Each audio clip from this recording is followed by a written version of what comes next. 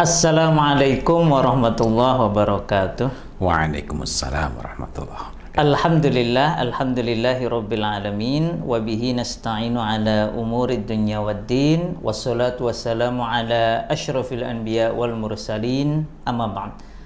Alhamdulillah, pada malam hari ini ibu-ibu dan ada bapak-bapak juga ya, harusnya nih bapak-bapak dan seluruh hadirin, baik yang melalui Zoom maupun melalui YouTube maupun melalui Facebooknya Ustadz Fauzil, betul ya Ustadz ya? Betul, ini langsung juga Facebook. Melalui Facebooknya beliau. Alhamdulillah, pada malam hari ini Forum Kajian Muslimah Yogyakarta kembali mengadakan serial kajian parenting menata komunikasi keluarga. Pada seri ini adalah pertemuan ketiga setelah sebelumnya kita sempat membahas walaupun belum tuntas qaulan ma'rufa, qaulan sadida, dan yang hari ini malam ini kita membahas qaulan karima. Pada pembahasan ini juga penting untuk kita cermati jamaah sekalian bahwa qaulan karima ini nanti sebagaimana Ustaz Fahil akan jelaskan lebih detail, akan erat kaitannya juga dengan qaulan-qaulan sebelumnya. Karena yang namanya keluarga ini baik komunikasi dengan pasangan, komunikasi dengan anak maupun komunikasi dengan orang tua itu sebenarnya satu paket yang saling melengkapi. Nah, lebih detailnya insya Allah akan kita bahas dengan Ustadz Fauzil Azim. Bagaimana Ustadz, sehat? Alhamdulillahirabbil alamin. Alhamdulillah. Ini ditemani, ini nyebutnya kopi apa Ustadz ini? Kopi Usmani. Kopi Usmani. Wah, ini sekali lagi jamaah yang apa ini, yang belum mencoba kopi Usmani ini, nanti di Facebook sama di Instagram sudah ya, sudah pernah di share oleh beliau bagaimana cara tambah mengakrabkan keluarga, komunikasi keluarga dengan membuat kopi Uthmani yang legendaris. Nah, Masya Allah. Dan ini insya Allah penuh manfaat.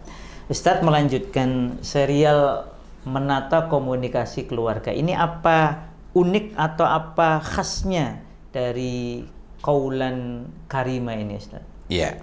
Sebelum itu saya ingin menyapa dulu dan memulai perbincangan saya karena bincang tanpa memuji Allah Subhanahu wa taala bisa terlepas dari barokah. Maka saya awali dengan memuji Allah Subhanahu wa taala.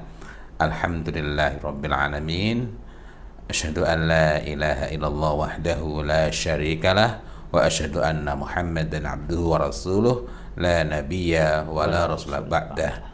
Allahumma salli ala Sayyidina Muhammad wa ala alihi wa sahbihi ajma'in. Rabbi israh li sadri wa yassir li amri wahlul 'uqdatam min lisani yafqahu qawli. Mab'ad. Kembali kepada perbincangan mengenai qaulan. Dan semakin saya dihadapkan pada tuntutan untuk menyampaikan ini, semakin terasa betapa sangat banyak hal yang perlu kita gali, dan malam ini pun kita tidak bisa membincang secara tuntas. Semuanya saling berkait, tetapi saya tidak ingin membincang kaitannya terlalu jauh. Sebenarnya nggak jauh-jauh juga karena ini memang sangat erat kaitannya gitu ya, yakni qaulan ma'rufa, qaulan sadida, dan qaulan karimah. Di bagian akhir pembicaraan kita, saya akan menyinggung sedikit betapa pentingnya bagi proses pendidikan anak kalau kita menegakkan qaulan karimah kepada orang tua dan menegakkan qaulan sadida kepada anak, sehingga anak tidak mengalami kebingungan nilai.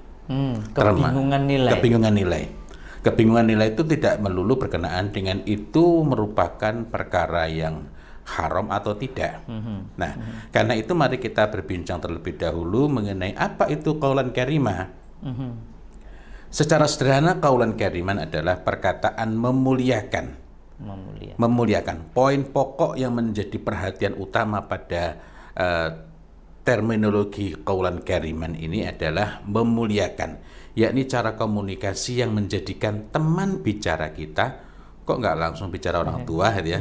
Karena pada awalnya qaulan karimah ini tidak hanya kepada orang tua. Karena itu saya di awal ini masih menggunakan istilah teman bicara kita, sehingga dengan itu merasa dimuliakan, dicintai, dihargai, ditinggikan, dan dibutuhkan, diperlukan kadernya. Merasa diperlukan itu kan sesuatu yang sangat berharga gitu ya. Lalu kepada siapa kita berbicara dengan menggunakan qaulan karimah? Pada asalnya kepada siapa saja yang memiliki kedudukan istimewa dari teman bicara kita itu. Tidak khusus pada orang tua. Misalnya ada seseorang yang dia ini telah mengenalkan kepada kita sehingga kita mampu membaca alif ba ta hingga lancar. Dia mengenalkan Fatihah kepada kita walaupun belum mengenalkan yang lain-lain. Kita tidak bisa mengatakan itu mantan guru saya. Kepada beliau ini kita perlu berbicara dengan qaulan karimah. Saya berbicara ini jadi ingat guru-guru saya di kampung begitu ya. Sehingga sangat tidak pantas ketika berjumpa misalnya lalu berdebat masalah agama. Tetapi kita harus menghadap kepada beliau ini dengan perkataan memuliakan. Padahal dia bukan orang tua kita, tetapi pada titik lain sesungguhnya beliau itu adalah orang tua yang memberikan jalan kepada kita sehingga terbukalah jalan untuk mengenal din ini. Jadi kembali lagi, apa itu qaulan karimah? Cara berkomunikasi dengan qaulan karimah itu ditujukan kepada pihak-pihak yang harus kita muliakan. Meskipun, ini catatan pentingnya, meskipun ada kekurangan, ada kesalahan itu. Nanti itu akan lebih dahsyat lagi kalau kepada orang tua. Karena kepada orang tua ini perintah dari Allah Subhanahu wa taala, bukan cuma ada kekurangan, bukan cuma ada kesalahan, bukan cuma ada keburukan, melainkan bahkan katakanlah misalnya kesyirikan, kekafiran, kerusakan, kejahatan yang sangat besar sekalipun, itu tidak menghapuskan kemuliaannya, kemuliaan orang tua itu bagi anaknya. Jadi kemuliaan orang tua itu sebenarnya melekat karena dia orang tua kita gitu. Nah, dan kemuliaannya itu bukan karena akhlaknya, tapi karena Allah memang tetapkan ini bagimu orang yang mulia. Contoh, ini orang yang amat sangat buruk, Abdullah bin Ubay bin Salul. Walaupun namanya bagus nggak Abdullah. Namanya Abdullah. Iya. Karena itu kita ngasih nama anak itu juga perlu diperhatikan pendidikannya. Ini Abdullah bin Ubay bin Salul ini gembong munafikin waktu itu. Sehingga Umar bin Khattab radhiyallahu an sangat tidak berkenan dengan Abdullah bin Ubay bin Salul ini. Dan anaknya dari Abdullah ini dikasih nama Abdullah juga. Masya Allah. Sehingga Abdullah bin Abdullah, tapi populer dengan panggilan Khubab. Khubab bin Abdullah bin Ubay bin Salul. Sampai-sampai ingin menyampaikan kepada Rasulullah Muhammad sallallahu alaihi wasallam, ingin kalau memang ayahnya ini harus dibunuh. Bahasanya bukan begitu ya, tapi memang minta izin kepada Rasulullah Muhammad SAW untuk mengantarkan kepala ayahnya. Tapi oleh Rasulullah dilarang tidak. Bahkan ketika Abdullah bin Ubay bin Salul ini sakit, Rasulullah menjenguknya. Dan bahkan ketika Abdullah bin Ubay bin Salul ini wafat, maka Rasulullah Muhammad SAW memenuhi keinginan dari Abdullah bin Abdullah, anaknya dari Abdullah bin Salul. Ini bapaknya jelas buruk, jelas hina dan tercela, luar biasa permusuhannya kepada Rasulullah Muhammad SAW.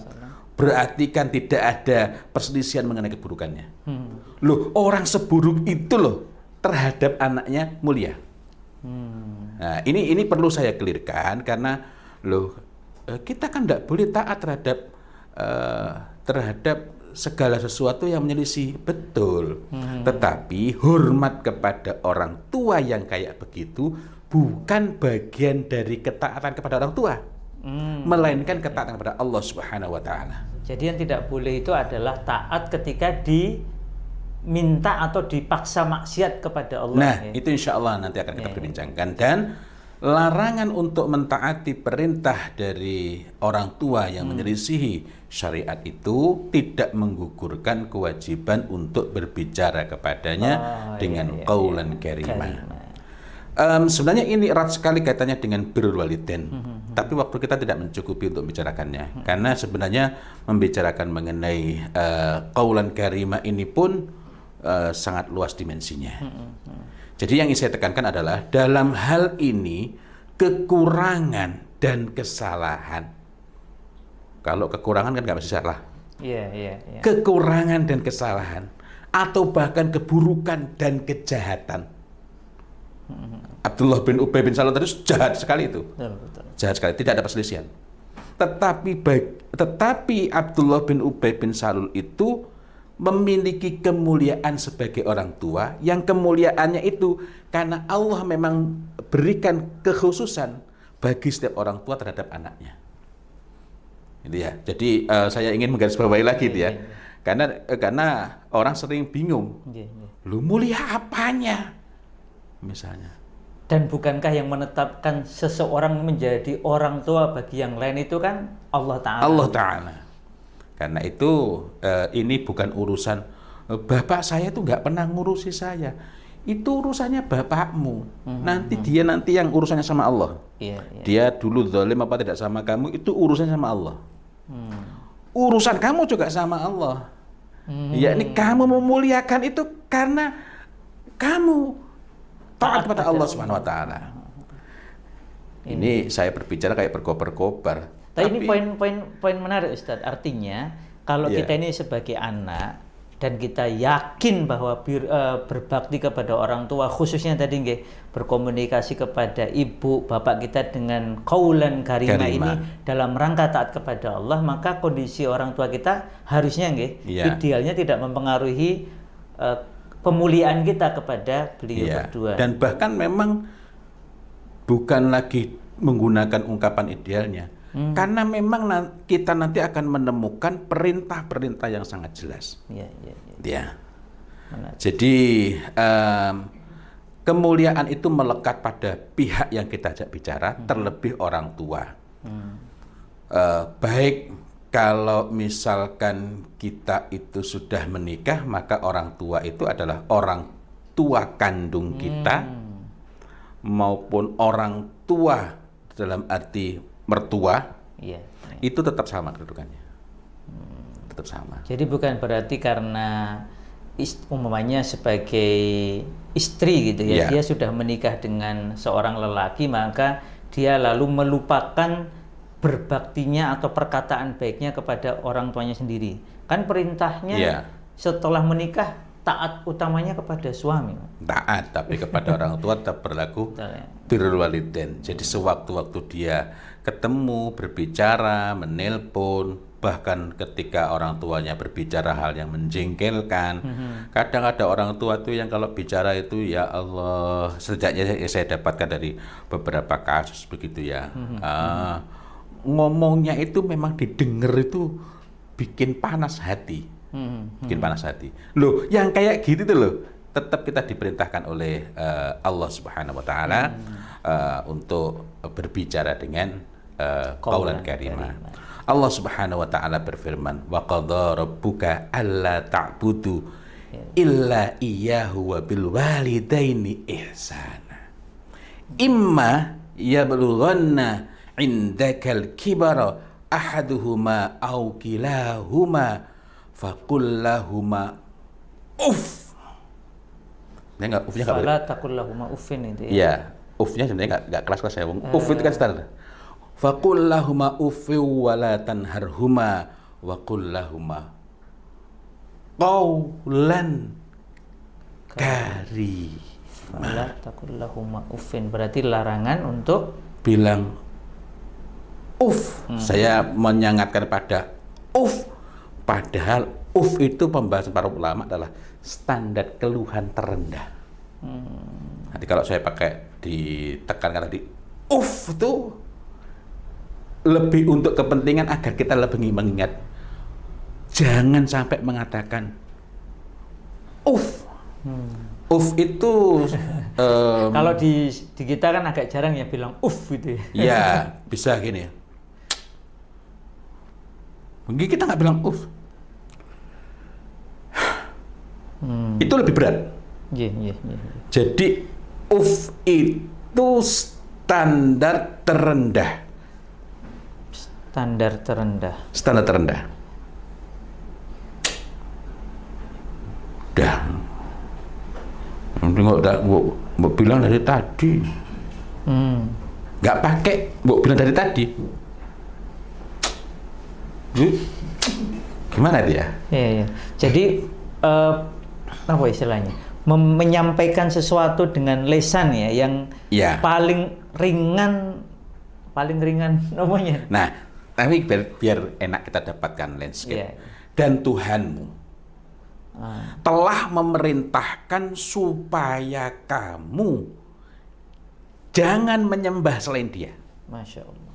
Jadi ini satu paket dengan tauhid, tidak mempersekutukan Allah, dengan ketinggian iman, kekuatan iman, dan konsekuensi dari beriman yang sungguh-sungguh beriman, tidak mempersekutukan Allah itu berbuat baik pada orang tua. Kelihatannya bukan hanya baik nih Ustaz. Saya baca tulisan jenengan itu terjemahannya bagus itu. Berbuat sebaik-baiknya. Ihsan. Iya. Yang titik terkuat untuk melakukan kebaikan. Titik terkuat. Ya, artinya sekuat-kuat kita. Optimal mungkin nonton nggih.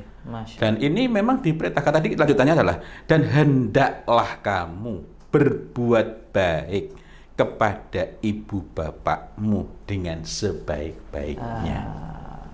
Jika salah seorang di antara keduanya atau kedua-duanya, gitu ya. Jadi imma tadi itu sampai berumur lanjut dalam pemeliharaanmu, maka sekali-kali janganlah kamu mengatakan, jadi fala taqul lahuma karena terjemahnya itu ya kalau di padahal itu sebenarnya pembahasannya bukan tapi standar terendah. Jadi apa ya, lahjahnya itu gini, bukan ini kan sangat lebih berat nih sebenarnya. Jadi misalnya itu mbok saya ini diajak nonton kuda lumping. Nah, itu itu padanya kayak gitu. Gimana? Pokoknya atau itu agar kita make sense ya. Itu adalah standar teringan untuk menunjukkan keberatan. Standar paling ringan untuk menunjukkan keberatan kepada orang tua. Orang tua. Dan janganlah kamu membentak mereka. Ini menarik. Karena ada yang dikhususkan. Yang dikhususkan adalah standar terendahnya nggak boleh. Setelah itu berikutnya membentak. Padahal andai kata standar terendah tadi sudah terlewati, nggak bentak ya. Iya. Lalu berikutnya wa qul lahuma qaulan karima. Setelah itu diperintahkan wa qul lahuma qaulan karima. Artinya bukan berarti qaulan karima itu secara khusus tidak meliputi menghindari tetapi dan larangan membentak itu ada kekhususan. Nah, kita itu orang itu menjadi terdorong untuk membentak itu ketika apa tuh? Ketika jengkel. Nah, artinya ada tantangan-tantangan bagi diri kita sendiri. Kita nggak boleh. Dan ada tantangan-tantangan bahwa orang tua itu bisa berada pada titik yang membuat yang dia akan juga lebih peka. Tapi kita bicarakan lebih lanjut ya.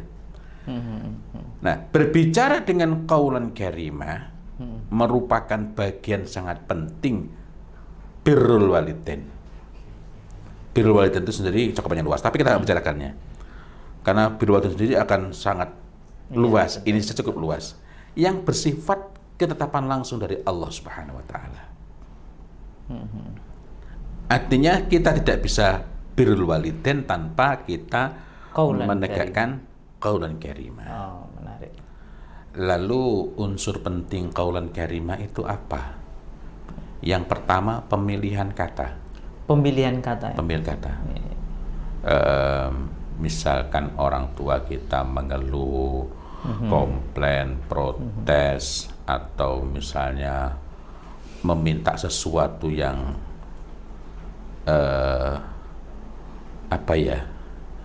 tidak mesti itu merupakan hal yang haram, tetapi kita mungkin merasa Mbok ya sudah tua.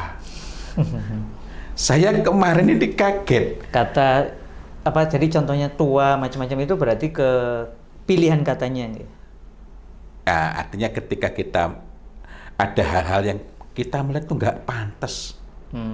Sudah nenek 75 tahun kok main tinju.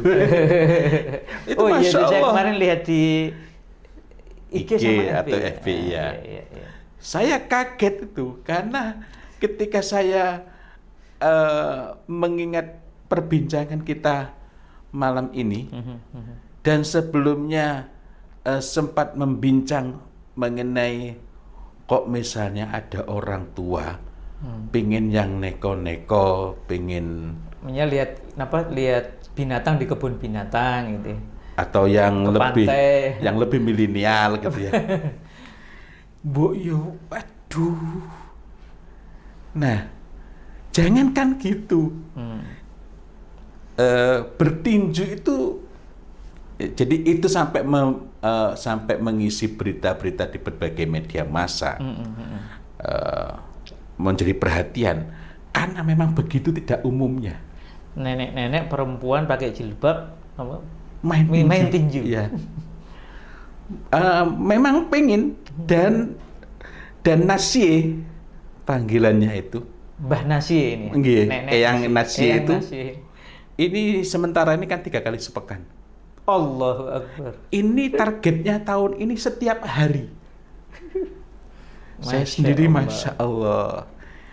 Kalau saya jadi anaknya ini entah kuat entah tidak itu kan bukan soal fasilitas mata-mata, melainkan kekuatan hati. Masya Allah. Kekuatan hati untuk misalnya mendengar orang mengatakan, "Makmu mau ngapain? Mau latihan tinju, bro." Itu kan, ya Allah, itu artinya betul-betul perlu kekuatan iman yang sangat dahsyat, gitu ya. Karena kalau enggak, kita akan lebih mudah Jadi tadi Ustadz mengungkapkan satu kalimat menarik ya, yang tersirat di surat Al-Isra tadi ayat 23 tadi ya, bahwa yang menguatkan orang untuk tidak berkata atau tadi, tidak membentak dan kemudian mampu berkomunikasi dengan qaulan karimah adalah keimanan, gitu ya. Tauhidnya.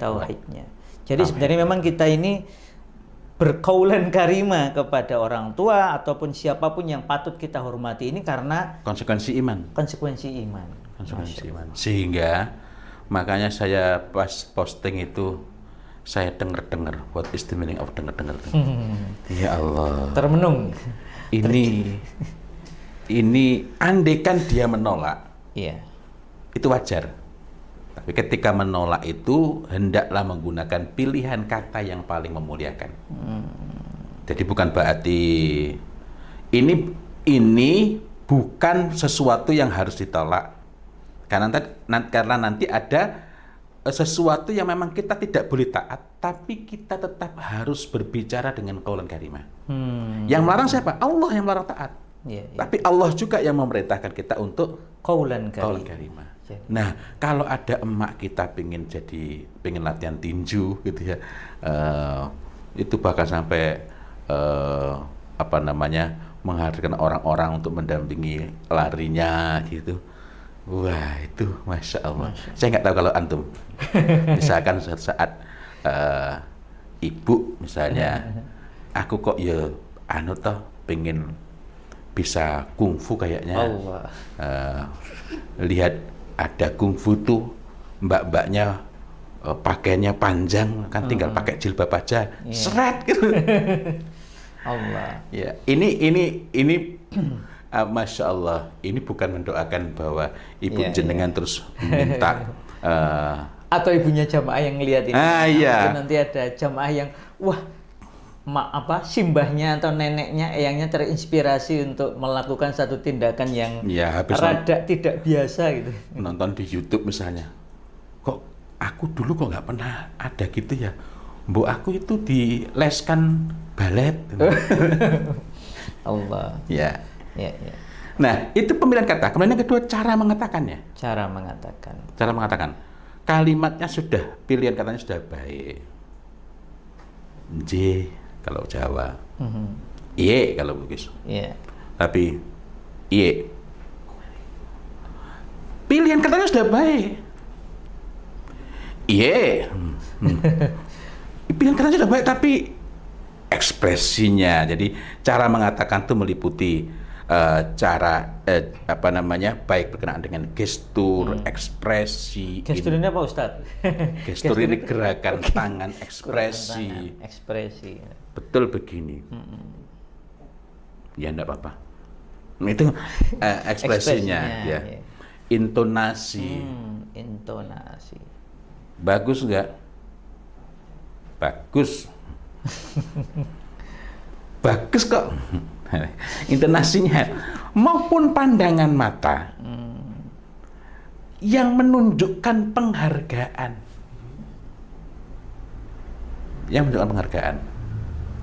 Nah, sekali lagi itu bukan berarti kalau tadi saya mencontohkan itu top. Saya tidak berani menganjurkan. Tapi itu top. Maknya pengen tinju dituruti, itu top.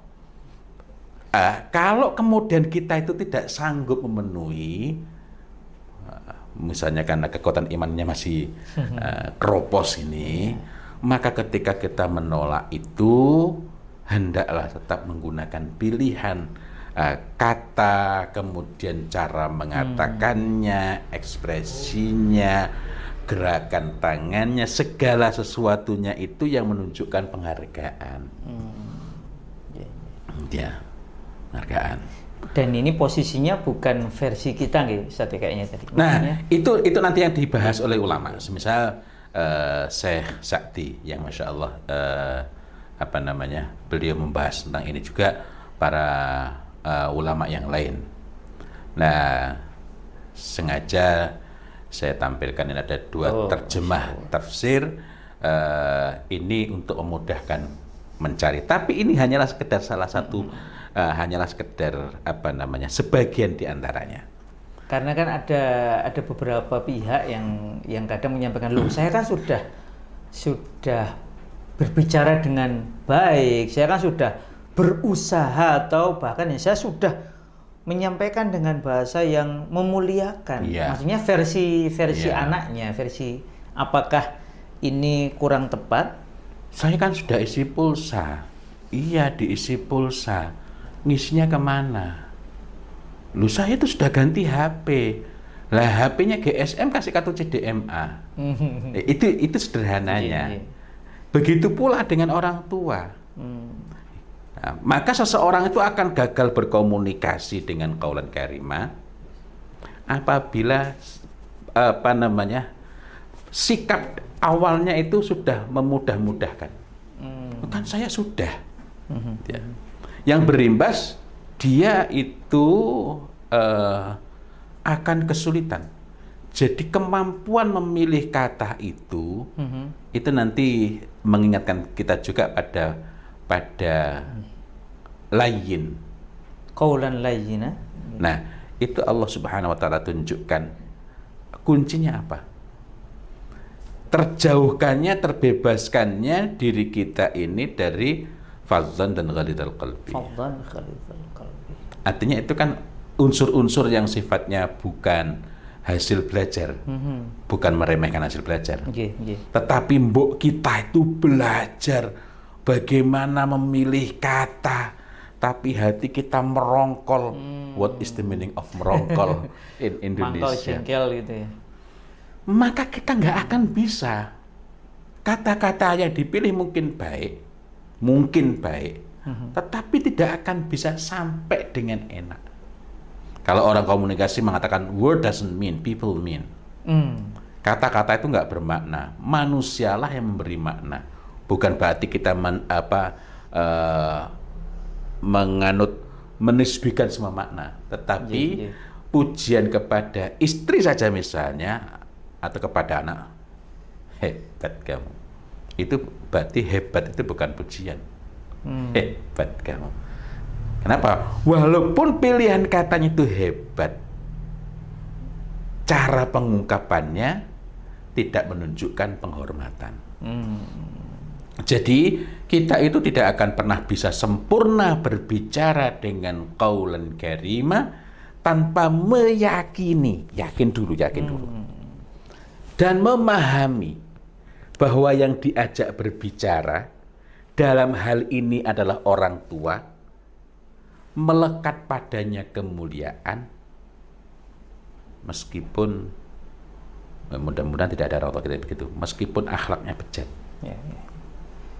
Saya perlu tambahkan, kemuliaan itu bukan karena dia orang yang mulia bagi agama ini atau bagi masyarakat, tetapi karena dia itu orang tua, Allah berikan kekhususan badannya terhadap anaknya. Dan karena memang itu sudah bagian dari ketetapan Allah itu, Ustaz. Ketetapan Allah. Jadi ini orang gitu.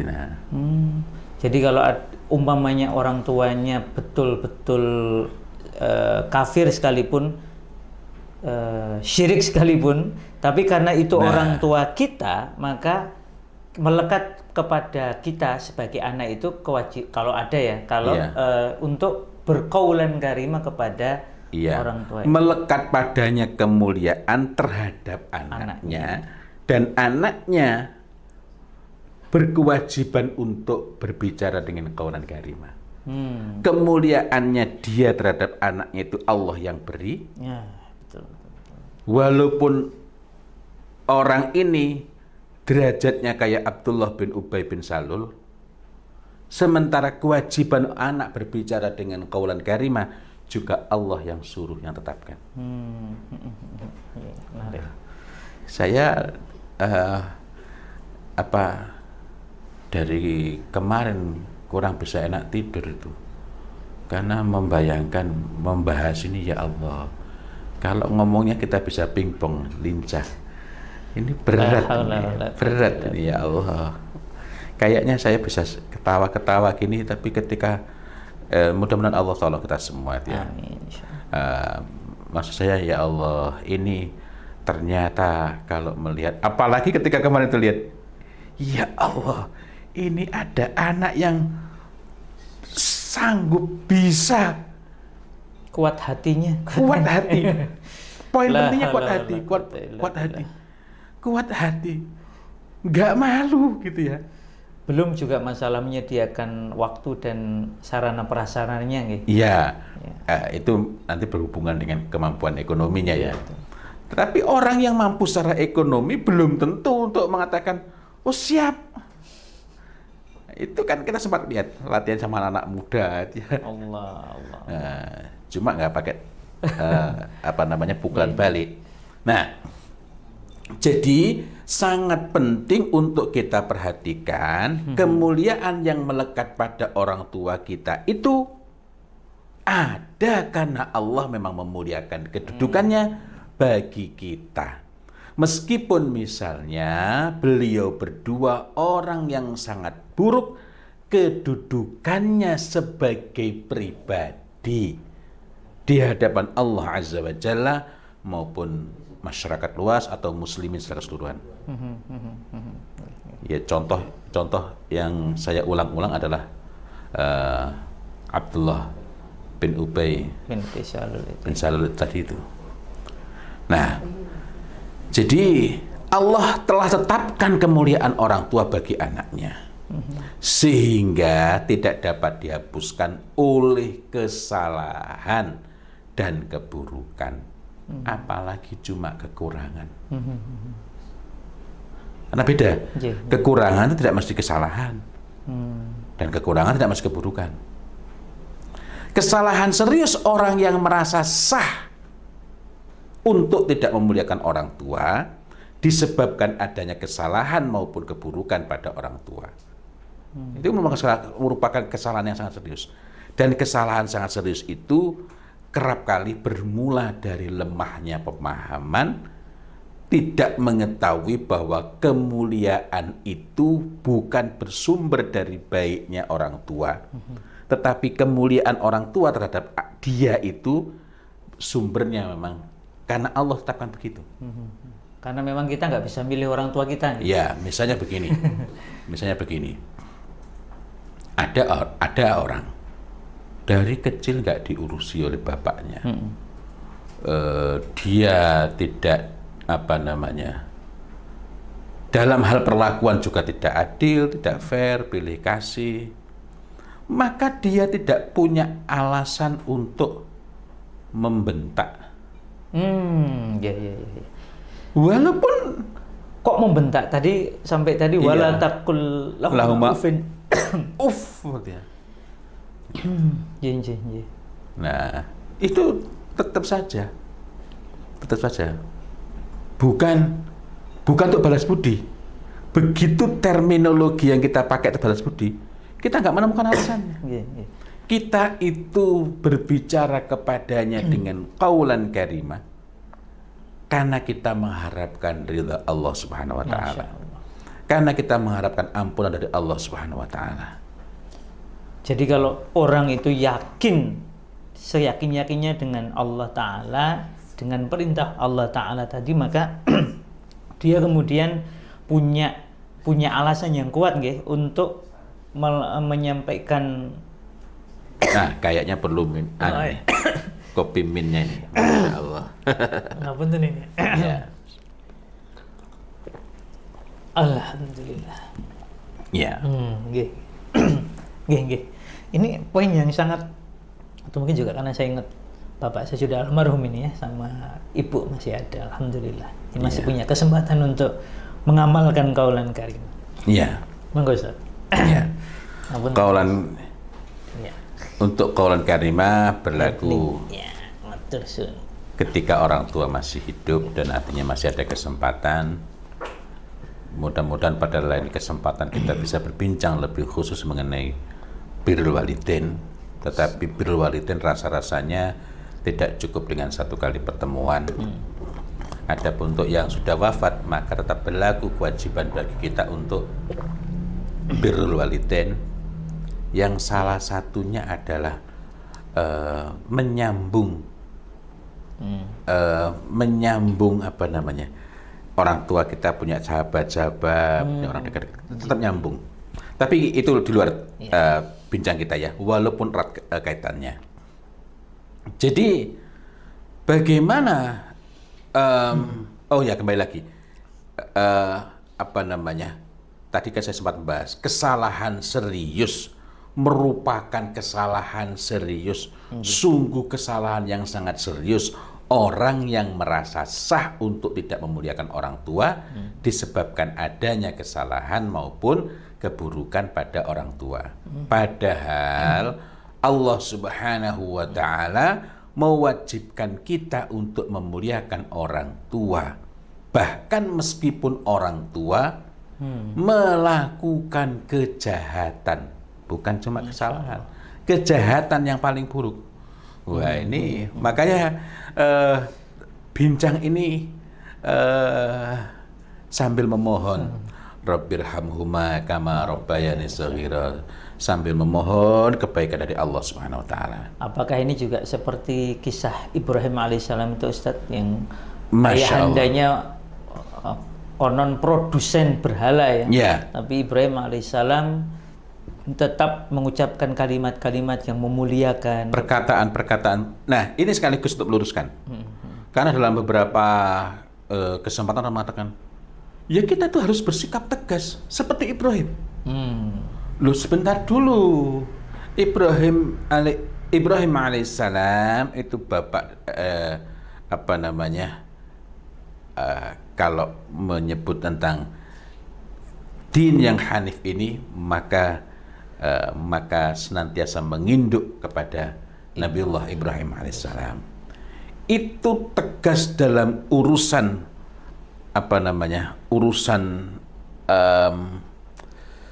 Masya Allah. Akidah gitu.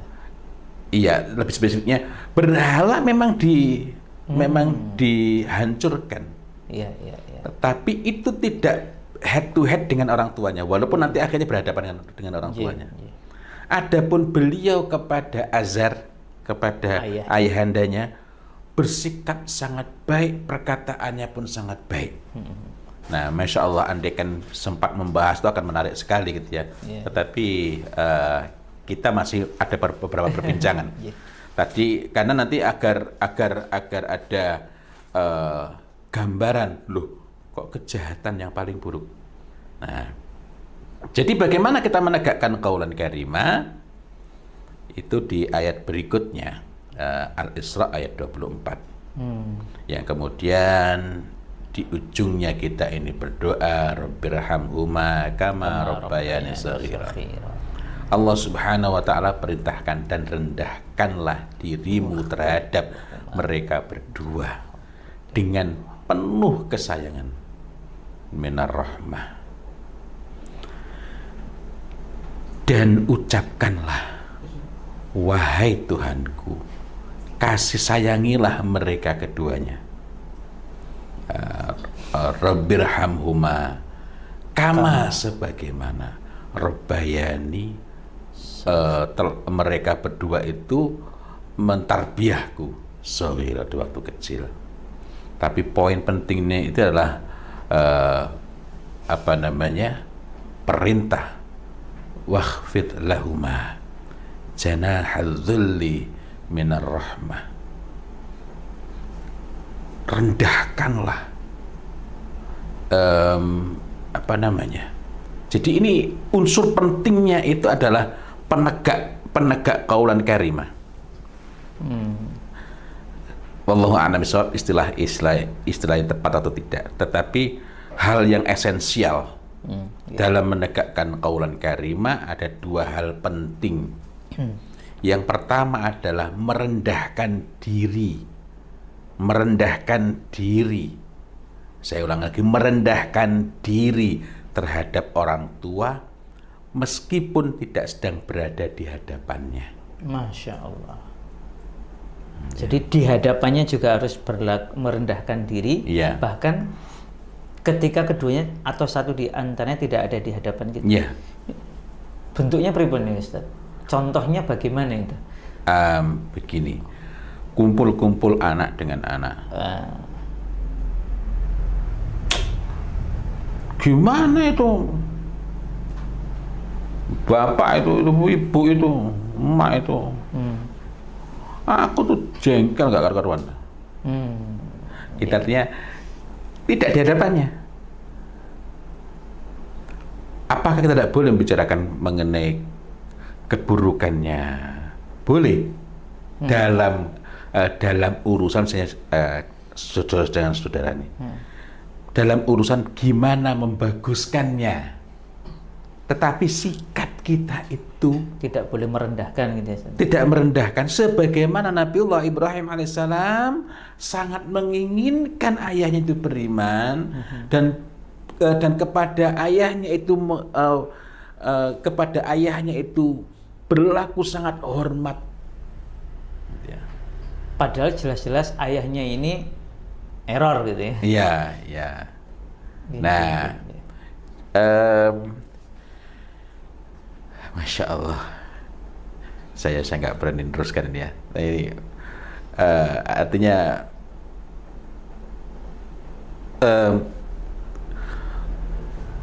merendahkan diri gitu ya, merendahkan diri. Kita mohon kepada Allah Subhanahu wa taala agar Allah karuniakan rifqan pada diri kita ini. Allah karuniakan kesanggupan untuk merendahkan diri kita terhadap orang tua kita, walaupun tidak sedang berada di hadapannya. Allah. Kecewa mungkin, misalnya dulunya waktu kecil nggak pernah diurusi, membicarakan bapak saya misalnya atau ibu saya, bapak saya dulu tuh nggak pernah itu peduli sama saya. Kita mungkin sewaktu-waktu katakanlah kita meledak, barangkali ada, kecewa kita, tetapi yang perlu kita jaga ialah pembicaraan terhadap orang tua itu tidak sedang menuju untuk menghinakannya. Bahkan harusnya dalam upaya memuliakan. Ya. Ini sebenarnya juga akan menarik untuk melihat kaitannya. Terus bagaimana misalnya ada 3 orang bersaudara misalnya. Yang satu ini dulu nggak diurusi oleh bapaknya, yang satu bukan hanya nggak diurusi, bahkan justru direndahkan, dihinakan oleh bapaknya, yang satu ini disayang, diperhatikan betul, dicurahkan harta dan lain-lainnya. Nah, 3 orang ini dapat membicarakan mengenai apa yang telah berlalu. Tetapi ini kaitannya, misalnya ini ada yang diurusi betul, lalu misalkan menuntut kepada yang dulunya dihinakan karena ada yang tidak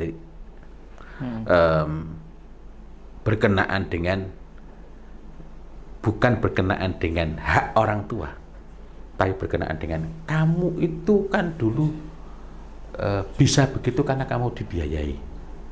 Nah, meluruskan itu boleh terhadap saudaranya, tetapi tidak dalam rangka menghinakan orang tua. Nah, cuma ini saya tidak berani membahas terlalu jauh, karena memerlukan satu majelis sendiri, agar tidak salah paham. Oh, nanti orang bermuda-muda, oh berarti boleh saja. Padahal ada rambu-rambunya. Ada rambunya. Nah, terusan lagi. Jadi tadi ada 2 hal penting ya. Pertama, merendahkan diri terhadap orang tua. Yang kedua, bersikap penuh sayang kepada kedua orang tua. Suatu hari saya pernah ditanya oleh seseorang itu, ini sudah punya beberapa anak itu, gimana orang ini menyebut ayat ini, gimana saya itu bisa bersikap penuh sayang, padahal di antara saya bersaudara, kakak saya lebih diurusi, kakak saya betul-betul gajinya diberikan semua untuk kakak saya. Ini orang ini mengatakan itu. Sampai bapak saya ini harus utang-utang gitu. Untuk yang lain-lain itu, untuk anak-anak yang lain itu dari berbagai upaya di luar gaji, upaya halal. Tapi gaji ini ada kekhususan untuk satu anak itu. Gimana? Maka saya sampaikan nggak sakno.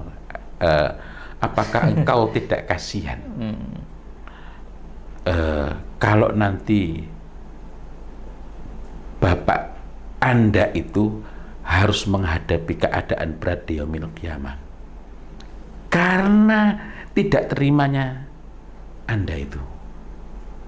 Nah, jadi berusaha menemukan hal yang membuat kita itu bersikap penuh sayang. Waduh, sulit. Sampai ndak pingin anak sampean itu sayang sama sampean. Nah, itu intinya adalah kita selalu mencari alasan untuk bisa lebih sayang, gitu ya. Kemudian ini disempurnakan dengan bersungguh-sungguh mendoakan kedua orang tua, ya. Kemudian kedua orang tua. Nah, yang ketika berdoa itu menarik doa itu. Rabbirhamhuma kama sebagaimana. Di situ letak adilnya Allah Subhanahu wa taala. Mendoakan memang sungguh-sungguh, tapi kama sebagaimana, belum tentu sama porsi antara bapak dan ibu. Gitu ya. Misalnya ini suami istri cerai. Terus anak ini diurus betul oleh salah satu orang tua. Nah, ada kalanya si ini masih perhatian, tapi karena keterbatasan adanya batasan-batasan dalam berlaku itu sehingga tidak seintens. Tapi besarnya keinginan untuk memperhatikan sama besarnya. Maka ketika anak Rabbirhamhuma kama rabbayani shaghira menjadi kebaikan bagi keduanya. Ada kalanya ini betul-betul mencurahkan perhatian.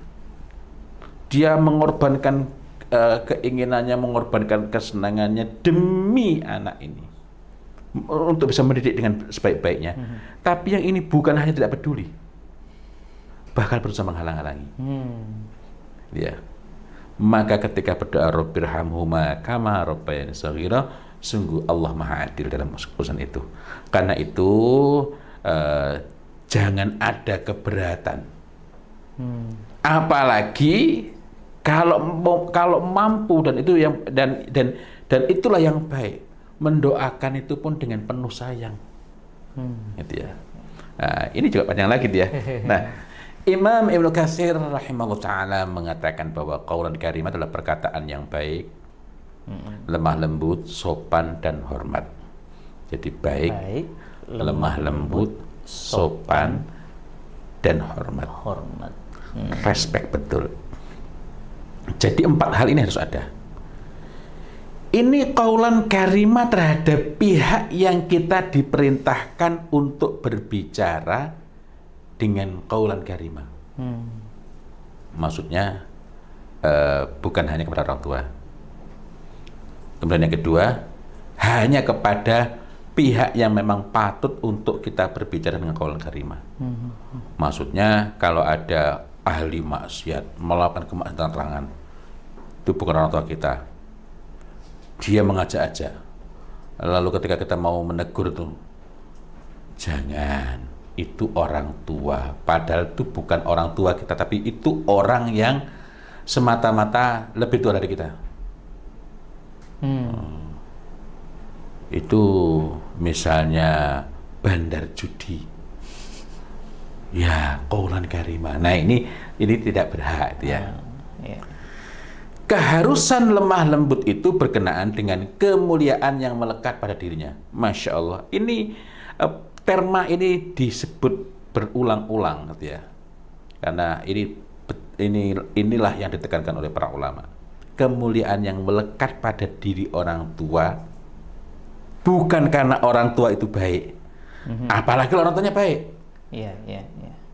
Apalagi orang tuanya baik. Orang tuanya jahat aja dia tetap harus baik loh. Tetapi karena kemuliaan itu Allah Ta'ala tetapkan baginya berkaitan dengan kedudukannya atas kita. Bukan kedudukannya di hadapan Allah, bukan kedudukannya di masyarakat, dan bukan kedudukannya karena dia orang tuanya bertanggung jawab. Bahasa kasarnya, ini orang tua brengsek. Orang tua brengsek, nggak tanggung jawab. Loh gitu loh. Gitu loh. Kita tetap diperintah untuk menggunakan qaulan karimah kepadanya itu. Iya. Ini makanya saya pas terus nanti kalau gini Ustaz, wah berarti Allah nggak adil dong.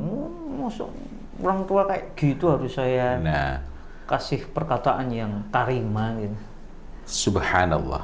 Subhanallah, maha suci Allah dari segala persangkaan itu. Itu panjang ceritanya itu ya.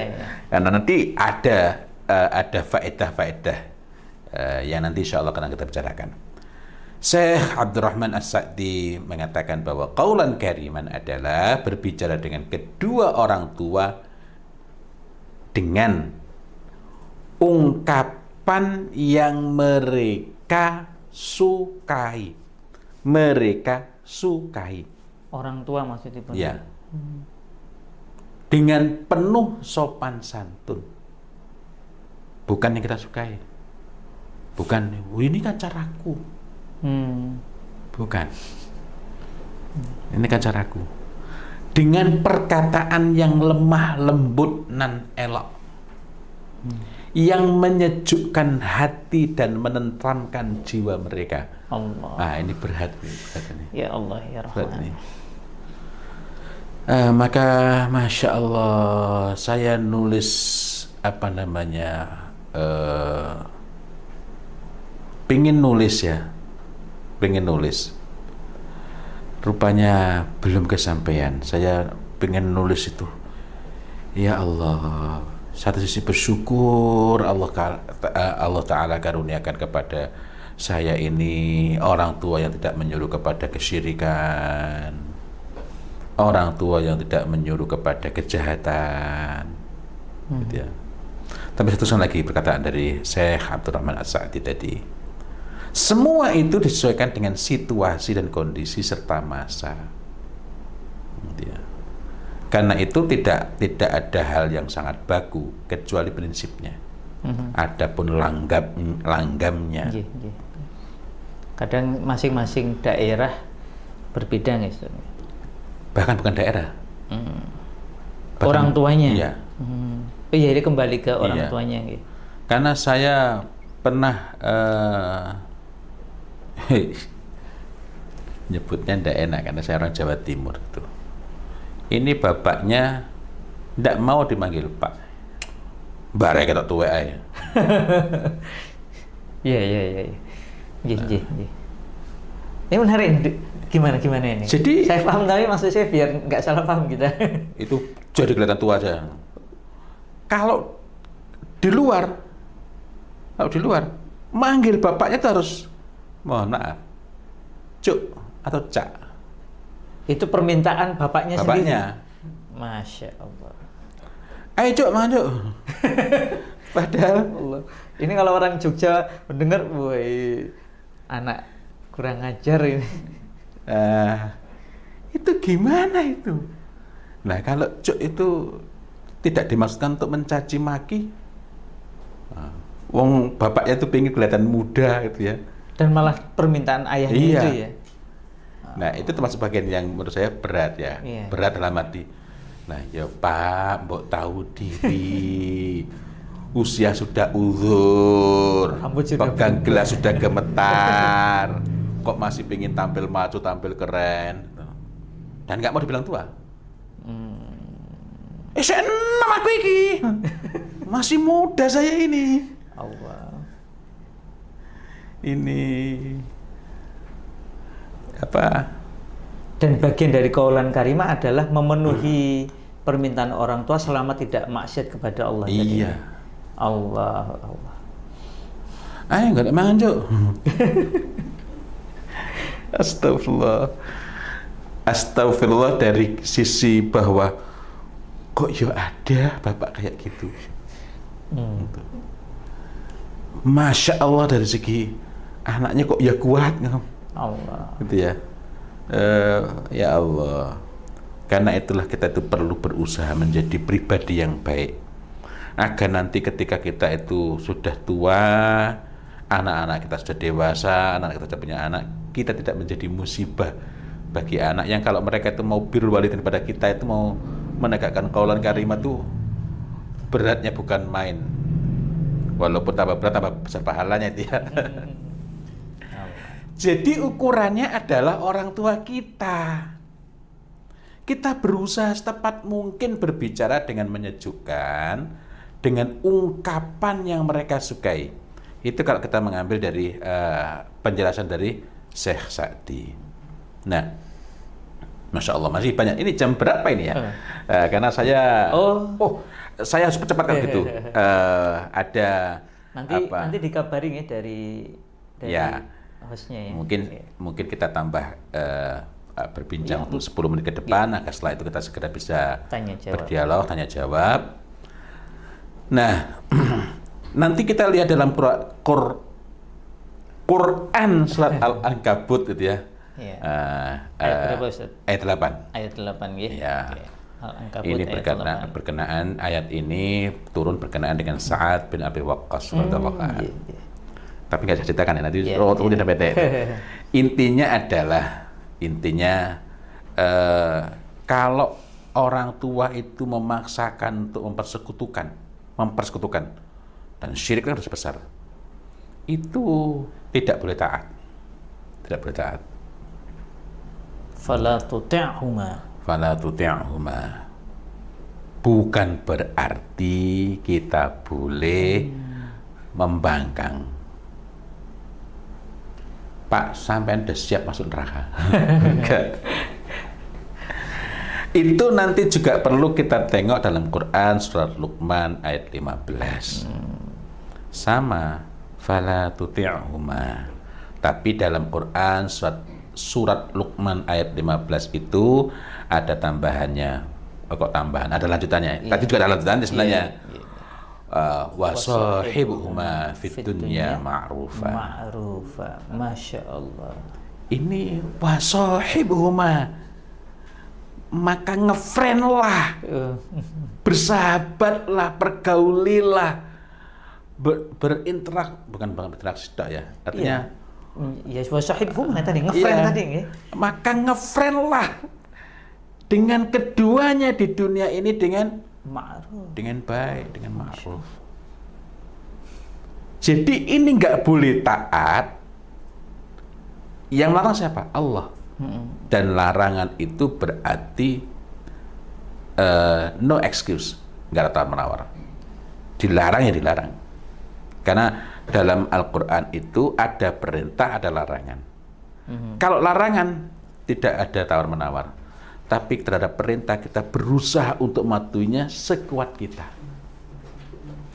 Nah, yang menarik, larangan taat itu gandeng satu paket dengan wasohibuhuma fid dunya ma'rufa. Jadi larangan untuk menaati orang tua dalam urusan-urusan maksiat kepada Allah. Tetapi juga ada perintah untuk benar-benar berusaha ngefriend dengan orang tua kita ya. Dalam urusan yang ma'ruf. Jadi ini bukan satu di antara dua, tapi satu paket. Satu paket. Itu ya, satu paket. Nah, saya tambahkan ini karena ini poin penting. Sebenarnya tadi ingin saya jelaskan satu persatu ya. Tingkatan keburukan orang tua ada 6 tingkatan. Ada tingkatan. Pertama, melakukan kemaksiatan diam-diam. Ini keburukan ya, keburukan. Kemaksiatan, melakukan kemaksiatan diam-diam. Dan dia sadar perbuatannya buruk, lagi berdosa. Ya dia sadar. Misalnya mendem, mendem. Mabuk, minum khamr, atau main judi. Dia sadar itu.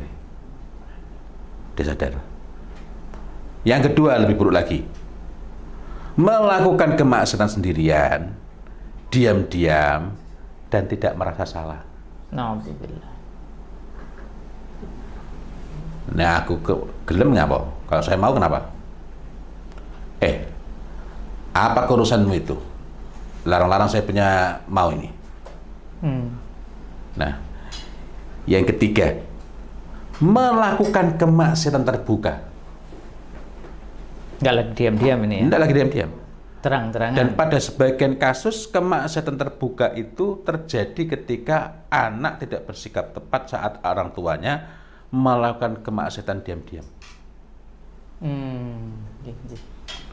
Ini lebih buruk lagi kan?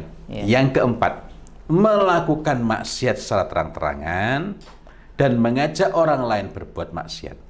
Na'udzubillah. Yang kelima, melakukan kemaksiatan terang-terangan dan memaksa anaknya berbuat maksiat, tapi tidak sampai syirik. Tidak sampai syirik.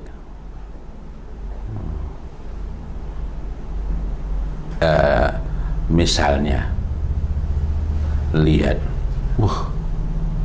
itu HP-nya orang itu tadi ketinggalan. Orang yang mau balik itu mumpung belum sampai, kamu ambil. ini ya rusak betul itu. Rusak betul.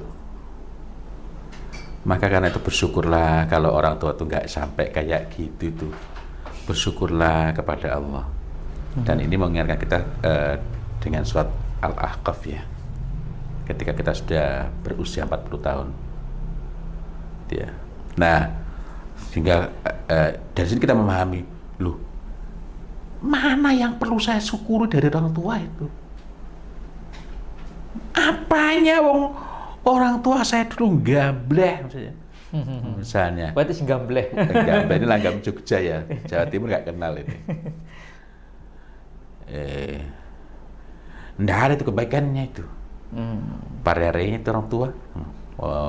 Apa buruk betul ini saya punya orang tua. Nah, ini kita bersyukur orang tua kita nggak kayak gitu. Nah, yang keenam, melakukan maksiat terbesar yakni syirik dan memaksa anaknya untuk musyrik. Loh, yang keenam ini syirik itu kan dosa yang tidak diampuni. Sudah syirik, memaksa anaknya melakukan kesyirikan. Loh, kayak gitu itu loh. Ini tadi surat Al-Ankabut ayat 28 dan surat Luqman ayat 15 berkenaan dengan Sa'ad bin Abi Waqqas radhiyallahu anhu yang pada saat itu Ummu Sa'ad ibunya itu bahkan sampai mogok makan. Gitu ya. Nah, kita lompat karena waktunya kita pendek. Terus apa kita itu nggak boleh menyatakan nggak setuju dengan orang tua? Ya boleh. Dan itu tetap disampaikan dengan qaulan karimah. Dalam hal ini kita perlu mengingat ada macam-macam perbedaan, ada macam-macam apa namanya ya, bukan perbedaan, hal yang saya belum ketemu istilahnya, yang bikin kita itu nggak klop dengan orang tua itu. Yang pertama adalah urusan suka tidak suka. Tidak mengandung dosa, itu bukan perbuatan maksiat. Misalnya emaknya pengen main tinju, ya.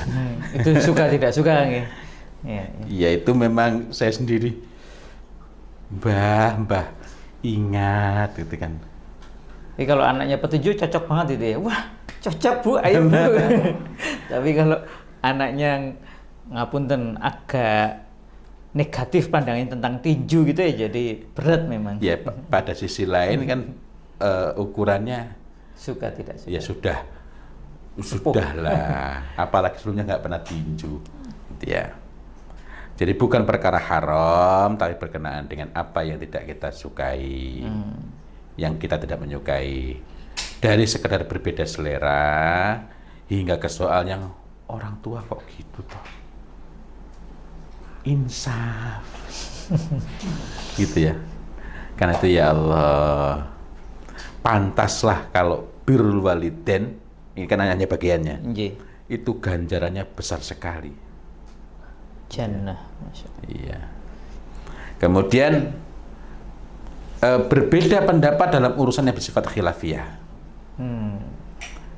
beda pilihan tetapi keduanya memiliki dasar ilmu yang kuat. Kewajiban untuk sangat memuliakan dan berhati-hati, jangan sampai ada sedikit pun sikap merendahkan dan mengangkat diri dalam urusan ini sangat-sangat besar. Jika dalam soal khilafiyah. Saya jadi teringat itu, ada salah seorang saudara saya waktu itu sempat mengajak berbicara dengan bapak saya mengenai tatanan politik begitu, tatanan masyarakat. langsung lungguh, ambilkan literaturnya. Oh, nah ini saya tidak membahas mengenai ranah perbedaan itu, tetapi kadang-kadang anak muda itu bersemangat ya, langsung maunya head to head. Nah, dalam urusan khilafiyah itu kita harus lebih bersikap memuliakan. Ya alhamdulillah saat itu adalah happy ending. Oh, ternyata bapaknya ini punya dasar. Bukan kaleng-kaleng gitu ya. Langsung tek wocon baca itu kalau sanggup. Wah. Allah. Kemudian yang berikutlah berbeda dalam soal benar salah. Kita tidak boleh mengikuti yang salah, tapi tetap berlaku qaulan karimah. Meskipun jelas-jelas orang tua kita ini salah. Iya. Kesalahan perlu kita luruskan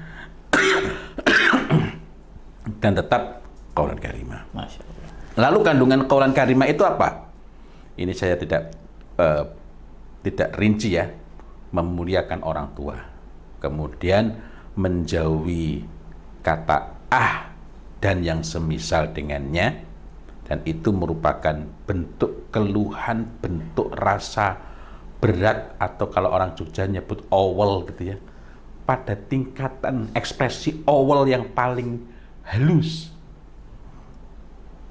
Ya kalau di Jogja saya nggak tahu ya. Dan kalau nah, itu sudah enggak boleh. Apalagi sampai membentak. Kemudian berbicara dengan sikap, nada, dan kata-kata yang menjadikan orang tua harus dimuliakan. Lalu berbicara dengan perkataan yang berisi kebaikan. Kemudian merendahkan diri penuh kasih di hadapan orang tua dan mendoakan mereka berdua. Lalu ada apa dengan larangan atau wallahu a'lam bishawab, penjelasan lain. Itu takaran terendah. Tapi takaran terendah saja kita dilarang. Pertama, menunjukkan betapa pentingnya, betapa tingginya, betapa kuatnya kedudukan perintah untuk berbicara dengan qaulan karimah. Yang kedua, itu sekaligus menunjukkan betapa orang itu semakin tua, maka dia itu semakin mudah tersinggung terhadap anaknya. Gitu ya. Kita harus ini poin penting nih ya. Jadi semakin tua mungkin semakin mudah tersinggung terhadap anaknya. Semakin mudah. Nah, jadi kalau bilang itu saja dilarang, maka apatah lagi ungkapan-ungkapan berat, jengkel, kesal, merendahkan dan lain-lain, baik karena nada maupun pilihan kata. Lalu hikmahnya apa? Hikmahnya ini pun saya hanya bahas, saya sebutkan saja, bukan bahas sekilas dia. Dari sana anak-anak akan belajar memperoleh kesempatan langsung dari orang tua untuk belajar bagaimana memuliakan kita sebagai orang tuanya. Anak belajar, kelak aku akan memperlakukan orang tuaku seperti itu. Baik pada saat ini maupun nanti sudah kita tua. Harus diingat, qaulan karimah kepada orang tua, kepada anak qaulan sadidah, sehingga anak tidak mengalami kebingungan nilai. Nah, misalnya ini tadi, bapaknya beriman, bapaknya ini ahli kebaikan, menjauhi dosa, kakeknya main gaple, nah, bapaknya, ibunya itu bahkan menutup aurat dengan sempurna. Bukan hanya bahkan berjilbab besar sampai bercadar. Tapi kakeknya ada perempuan lewat sweet misalnya. Na'udzubillah min dzalik. Ini kan bukan hanya berbeda tapi bertabrakan secara frontal. Kalau ini menegakkan qaulan karimah pada orang tua dan qaulan sadidah pada anak, maka insya Allah anak apa ya? Kemudian hikmahnya juga membangkitkan sikap hormat pada diri anak kepada kita sebagai orang tua mereka. Menarik. Dan nanti sudah barang tentu barokah dari birrul walidain yang amat sangat luas itu nanti akan Allah karuniakan kepada kita dan anak-anak kita, insya Allah. Sayang sekali kita tidak bisa membahas berpanjang-panjang selain karena waktu. Yang jelas juga tema ini pun bagi saya, Masya Allah, ini bukan bagian dari tadi ya, Masya Allah, berat. Selain pada saat yang sama juga membuat saya khawatir jangan-jangan pada urusan ini saya memiliki keharusan untuk membahas lebih panjang, apakah melalui tulisan di FB, di Telegram channel, ataukah melalui barangkali video-video terpisah yang membahas lebih rinci bagian per bagian gitu. Wallahu a'lam bishawab.